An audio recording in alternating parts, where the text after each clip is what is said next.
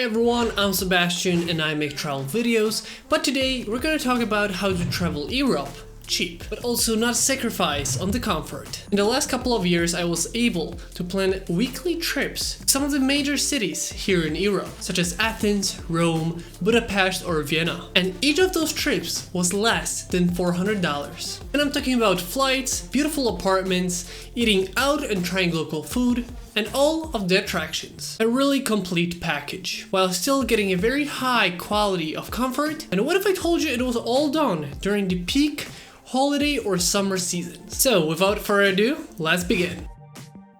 The first and the most obvious is find everything yourself. While it might be tempting to just get a pre-made package from a local travel agency, I promise you, finding the flights, a place to stay, transportation and everything by yourself will save you a lot of money. It also lets you be more flexible. You have more control over what you want and what you get. For example, that could mean a budget airline flight or a budget bus like Flixbus. A nice apartment from booking.com or Airbnb could cost way less than a pre-made package from a travel agency. And I'm gonna put a little asterisk here because depending on the location where you are and where you're heading to, there might be a better deal, like a pre-made deal from that local agency.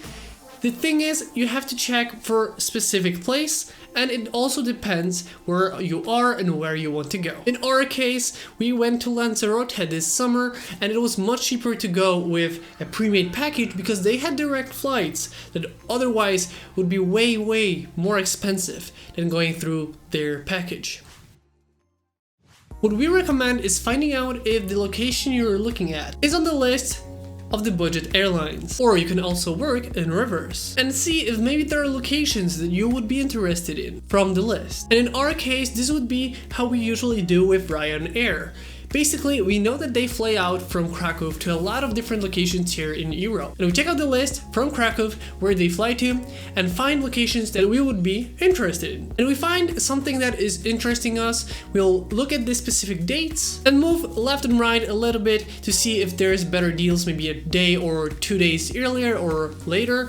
And that way we can find this sweet spot of having to pay the least amount of money for the flight. And we pretty much check the prices daily to see how high and how low they can get and wait for the opportunity to get the lowest price possible. While we're waiting to see the prices, we'll go over the towns, cities and places we want to see and see what it has to offer, create a small map and plan what we want to see, and check out the different places to stay there to see the prices, because sometimes the flight might be a little bit cheaper, but the place itself is going to be much more expensive. And like I mentioned before, we go over booking.com and Airbnb to find the best prices, and on the left side on the website you can actually check what you want. For us it would be like having the whole place to ourselves, Wi-Fi, whatever you might need, you can check it off and see what it has to offer. So in summary, we recommend you check out the budget airlines and the budget buses, and then the booking.com or Airbnb to get a good price on the trip.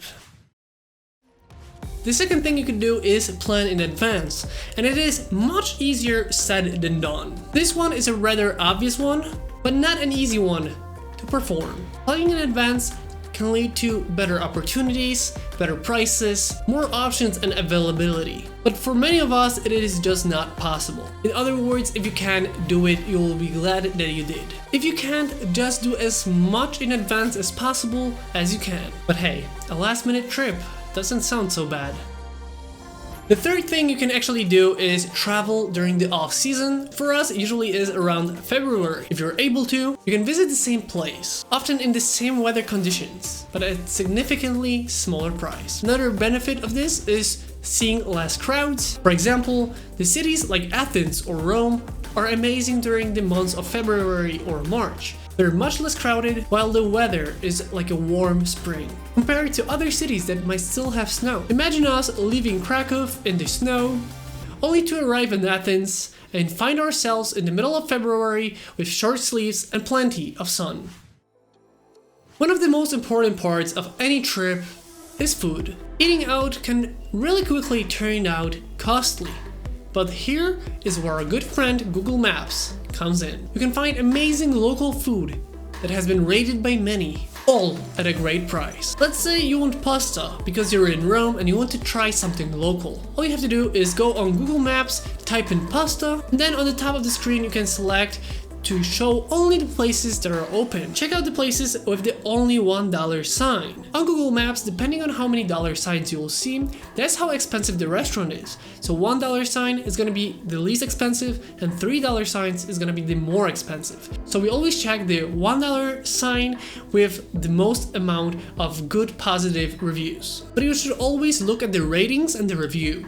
In our case, we always look at the overall score. So for example, it might have a 4.8 out of 5 and it has like 5,000 reviews. It's gonna be better than a 4.9 with only like 20 reviews. You can very often find the menu of the place you're going to on the Google Maps.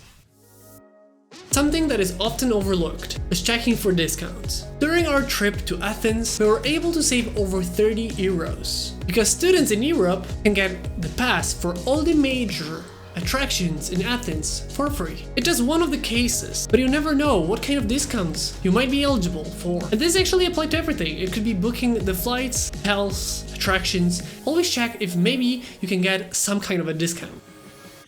And one thing that you might not think about is, do you really need a car? From our experience, I can confidently say that in most European cities, you won't need to rent a car. Use the public transportation, which not only is going to be cheaper, but also have less problems with finding parking spots, which can be hard to find in major European cities, especially since the car will not be very useful and only collect dust being parked. We recommend you check out the local transportation beforehand and decide if you truly need it. For trips where you're going to be visiting the whole island, for example like Canary Islands, the Greek islands or the Italian island or any other that you might visit, then it's much better to actually rent the car. So it's all very situational. For us, we pretty much have the rule where if we're going to a single city, we're not gonna be renting a car because it's useless. But if we're going to example like Tenerife or Lanzarote recently, we'll actually rent the car because that is where you're gonna use it. And let's be honest, most of the European older cities are pretty much walking distance away. Whether it will be Athens, Rome, or even here in Krakow, you're probably gonna be living somewhere close enough to everything so you can just walk there. And with that being said, those are my tips on how you can travel Europe cheap. If you actually connect all of those together, you'll find that you'll actually pay much cheaper than you expected from a trip like this. And like I said at the beginning of this video, we paid less than $400 for trips like Athens, Rome, Vienna or Budapest, with everything in that price included. So Europe can be really cheap if you want it to be. Hopefully, this couple tips can save you a little bit of money and help you fund even more adventures, because let's be honest, the more you save on one trip means the more you have for another. So that way you can travel a little bit more. And that is gonna be it for today from me. I hope you guys enjoyed this video and I'll see you next time.